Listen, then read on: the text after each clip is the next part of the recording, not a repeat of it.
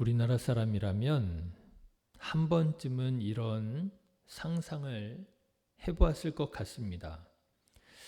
우리나라가 신라가 아니라 고구려가 삼국을 통일했더라면 어떻게 되었을까? 그렇지 않습니까? 우리나라가 신라가 삼국을 통일했는데요. 강대했던 고구려의 역사를 바라보면서 신라가 아니라 고구려가 삼국을 통일했더라면 그러면 우리나라의 영토가 지금 어떻게 바뀌어 있을까? 우리나라의 위상이 어떻게 바뀌어 있을까? 상상해 보는 것이지요. 그런가 하면 또 이런 상상도 해보게 됩니다. 우리나라가 광복하면서 분단되었잖아요. 북한과 남한으로 분단되어 6.25 전쟁이라고 하는 참상도 겪고 또 지금까지도 이렇게 분단된 국가로 살아가고 있는데 만일 우리나라가 광복되고 분단되지 않았더라면 또 어떻게 됐을까? 지금도 우리나라가 분단된 중에도 또 세계 10대 또 경제, 군사, 강국으로 이렇게 변모가 되었는데 만일 우리나라가 분단되지 않았더라면 그랬더라면 10대 경제, 군사, 강국이 아니라 혹시 그 이상의 강대국이 되지 않았을까? 이런 가정, 이런 상상을 해보는 것이죠. 물론 역사에 가정은 없고 하나마나한 일이라고는 하지만 오늘에 대한 아쉬움이 크면 클수록 이런 가정, 이런 상상을 하게 되는 것 같습니다. 우리 개인도 마찬가지지요. 오늘에 대한 아쉬움이 크니까요. 자꾸만 가정을 해보고 상상을 해보게 되는 거예요.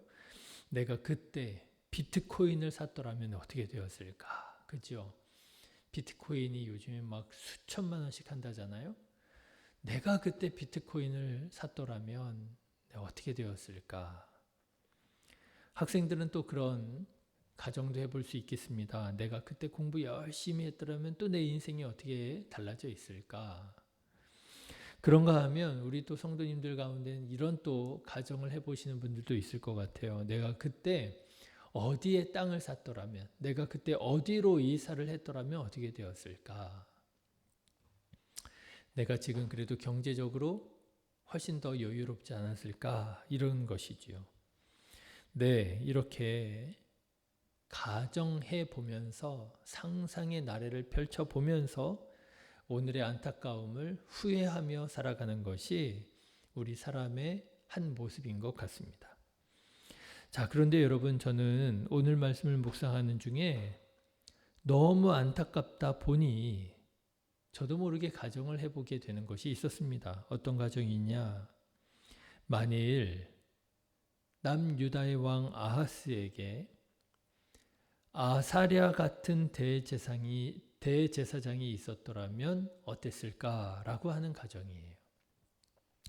자, 여러분 오늘 말씀을 한번 보십시오. 오늘 말씀은 남유다 왕국의 아하스라고 하는 왕에 대한 말씀입니다. 아하스는 어떤 왕이었느냐? 안타깝게도 하나님께서 보실 때 정직하게 행하였다는 그런 평가를 받기는커녕 정반대로 여호와께서 보시기에 정직히 행하지 아니했다라고 하는 평가를 받은 왕이 아하스라고 하는 왕이었습니다. 그럴 수밖에 없는 것이 성경을 보면 아하스는 참 하나님 앞에서 끔찍한 죄악을 정말 여러 가지 죄악을 지었습니다. 이전에 유다의 왕들에서는 한 번도 볼 수가 없었던 큰 죄를 지어요. 어떤 죄를 짓느냐? 바로 우상에게 인신 제사를 드립니다. 3절의 말씀을 보시면 이스라엘의 여러 왕의 길로 행하며 또 여호와께서 이스라엘 자손 앞에서 쫓아내신 이방 사람의 가증한 일을 따라 자기 아들을 불 가운데로 지나가게 하며 자기 아들을 불 가운데 지나가게 했다는 거예요. 이게 인신제사, 인신공양을 말합니다. 인신제사라니요. 자기가 잘 되고자 자기가 살고자 다른 사람을 죽이는 거예요. 자기가 잘 되고자 자기 아들을 제물로 바치는 거예요. 있을 수 없는 죄지요. 하나님께서 역겨워하시는 일입니다. 진노하시는 일입니다. 그런데 남유다의 왕 아하스가 바로 이런 끔찍한 죄를 짓는 거예요. 사실 이러한 인신 제사는 하나님을 믿는 신앙에서는 결코 나올 수가 없는 것이고요. 우상 숭배의 한 모습으로 나오는 것이지요. 그러니까 여러분, 하나님께서 세우신 하나님의 나라 유대 왕국의 왕이 하나님께서 기뻐하지 않는, 하나님께서 역겨워하시는 우상 숭배하는 사람들이 하는 끔찍하고 잔인한 인신공양을 했던 것입니다. 그러니 여러분, 이것이 얼마나 말도 안 되는 일인 거예요. 그런데 이 아하스 왕의 불신앙과 실정은 이것이 전부가 아니었습니다. 아람 왕 르신이 유다를 쳐들어오자 아하스는 하나님께 기도하기는커녕 당시에 메소포타미아의 강대국인 아수르의 디글랏빌레셀에게 예물을 바치고 도움을 청하는 그런 불신앙적인 모습을 보이게 됩니다. 그런데 그것도 불신앙적인 일인데요. 그때 이 디글랏빌레셀에게 드린 예물이 어떤 예물이냐? 왕궁의 곳간에 있는 예물일 뿐만 아니라 여호와의 성전의 곳간에 있는 것까지도 예물로, 뇌물로 디글랏빌레셀에게 주었다라고 하는 거예요. 하나님께 기도하고 하나님의 도움을 구하기는커녕 말이지요. 결국 디글랏빌레셀이 아람을 정복합니다. 그래서 아하스는 디글랏빌레셀을 알현하러 다메섹까지 가는데 다메섹에 있는 제단을 보고 매료가 되었던 모양이에요. 그래서 예루살렘에 있는 제단도 다메섹에 있는 제단처럼 똑같이 만들려고 합니다. 여러분, 예루살렘의 제단은 누가 어떻게 만든 것입니까? 솔로몬이 하나님께 말씀을 받아서 하나님의 방법대로 만든 거잖아요. 그런데 아하스는 하나님께서 정하신 방법, 양식을 자기 마음대로 버리고 당시에 유행하는 스타일을 따라서 자기의 보기에 더 좋은 대로 그냥 바꿔버린 거예요. 여러분 어떻습니까? 아하스가 이런 불신앙적인 일들을 마다하지 않았으니 성경에 여호와께서 보시기에 정직히 행하지 않았다라고 하는 이 기록은 차라리 많이 봐준 것 같은 기록처럼 들려질 정도입니다.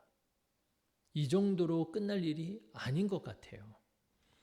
자, 그런데 저는 오늘 말씀을 묵상하는 중에 한 나라의 왕이 이렇게 타락해서 하나님의 말씀에 불순종하는 것 정말 심각한 문제이지만 어쩌면 이 일 못지않게 심각한 문제가 있구나 하는 것을 보게 되었습니다. 아하스 왕의 타락만큼 그에 못지않게 안타까운 그런 일이 있었어요. 그게 뭐냐 하면 당시 대제사장의 타락이에요. 여러분 오늘 말씀을 보시면 아하스 왕 당시의 대제사장이 우리야라고 하는 사람이었음을 알게 됩니다. 그런데 이 대제사장은 아하스 왕이 이렇게 타락해 가는데 아무런 신앙적인 역할을 감당하지 못하더라고 하는 것입니다. 여러분, 대제사장이 그래야 되는 거 아닙니까? 왕이요, 어찌하여 인신제사를 드리려 합니까? 이거 하나님께서 싫어하시는 것입니다. 경멸하는 것입니다. 왜 이런 죄를 지으려고 하십니까? 해야 되지 않겠습니까? 왕이요, 어찌하여 왕궁의 성전의 보물을 뇌물로 쓰려고 하십니까? 이거 하나님께 드려진 거 아닙니까? 하나님께 와서 도움을 청하고 하나님께 와서 기도를 드려야지요. 어떻게 하나님께 드려진 예물을 뇌물로 쓰시려고 하십니까? 말해야 되는 거 아닙니까? 왕이여 어찌하여 하나님께서 정하신 방법을 버리고 유행을 따라서 제단을 만들려고 하십니까? 그러지 마십시오. 해야 되는 거 아니겠습니까? 말해야 되잖아요. 역할을 감당해야 되잖아요. 그런데 이 대제사장 우리야는 왕에게 한마디 말도 못합니다. 왕에게 직언을 하기는커녕 오히려 왕의 타락에 협력하는 것을 보게 됩니다. 여러분 11절의 말씀을 한번 보십시오. 아하스 왕이 다메섹에서 돌아오기 전에 제사장 우리야가 아하스 왕이 다메섹에서 보낸 대로 모두 행하여 제사장 우리야가 제단을 만든지라. 제사장 우리야가 제단을 만든지라. 그리고 여러분 16절의 말씀을 한번 보십시오. 제사장 우리야가 아하스 왕의 모든 명령대로 행하였더라. 하나님의 말씀에 순종해야 할 제사장이요, 왕의 명령에 순종하는 사람. 그래서 왕이 타락할 때 아무런 역할도 하지 못하고 같이 타락하는 사람이 바로 이 우리야라고 하는 사람이었다는 거예요. 이 얼마나 안타까운 일입니까? 왕이 타락하면 제사장이라도 신실해야 하나님의 나라 유다 왕국이 지켜질 수 있었을 텐데, 왕이 이렇게 전례 없이 타락하는데도 불구하고 제사장이 아무런 역할을 감당하지 못하고 있었으니 너무너무 안타까운 거예요. 자, 그런데 여러분, 저는 이렇게 안타까운 마음으로 오늘 말씀을 묵상하는 중에 문득 생각이 나면서 해봐야 아무 소용없는 가정을 해보게 되었습니다. 바로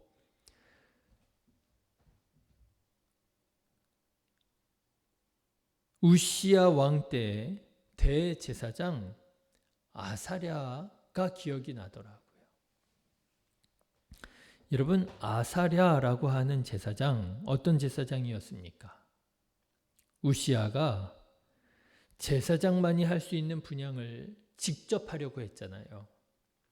그런데 그런 죄를 지으려고 할 때에 이 대제사장 아사랴는 80명의 용감한 사람들과 함께 목숨을 걸고 왕에게 직언을 했더랬습니다.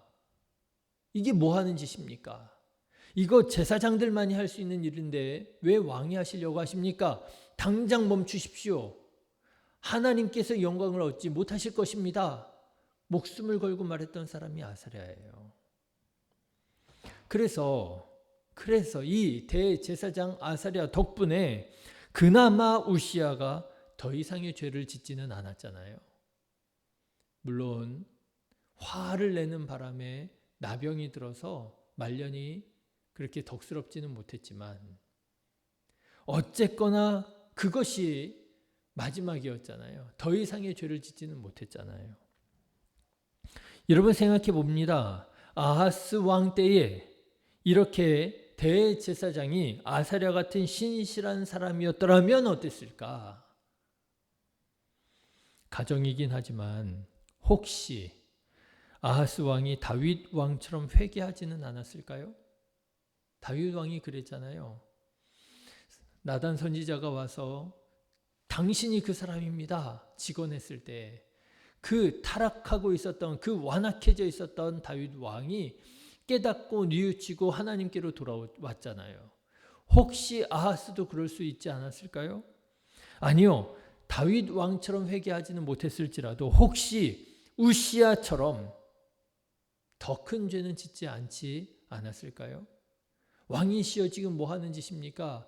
하나님께서 역겨워하시는 인신제사라니요 했을 때 내가 이보다는 이렇게는 살지 말아야지, 깨닫고 뉘우치지는 않지 않았을까?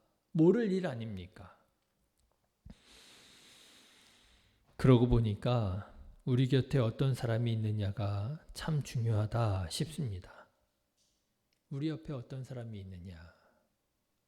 내가 시험 들었을 때, 내가 실족했을 때, 내가 은혜가 떨어졌을 때, 내가 하나님께로부터 많이 엇나가 있을 때, 그때 내 옆에 어떤 사람이 있느냐. 우리야 같은 사람이 있느냐 아니면 아사랴 같은 사람이 있느냐.